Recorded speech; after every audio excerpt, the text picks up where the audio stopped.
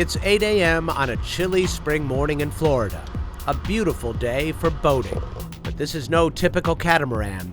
It's what's called a USV. So USV stands for Unmanned Surface Vehicle. These are basically robotic boats which can use computer commands to control the boat, and therefore boat can operate without a human being present on board. With support from the National Science Foundation, these roboticists are building and programming USVs to make them smarter and more autonomous.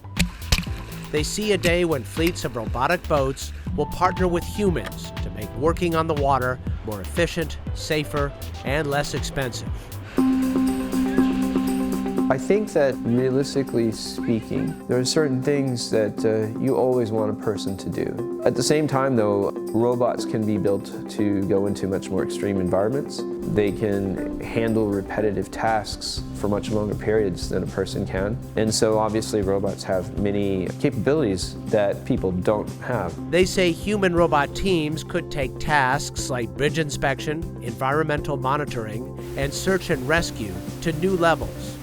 Once we can make them autonomous, then we can go beyond simple surveillance tasks. We can actually perform search, rescue, recovery, and then also, basically transport cargo or clean up debris. So there are lots of other things can happen.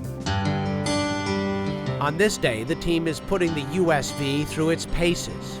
They can steer it remotely, but they can also put it into autonomous mode, throwing virtual obstacles in its path to test how successfully it assesses risk and navigates complex environments. As it encounters obstacles, then it has to detect them, it has to figure out how big those obstacles are, and then it has to execute avoidance maneuver to make sure that it doesn't bump into the obstacles. The team currently operates a few USVs on this little stretch of waterway.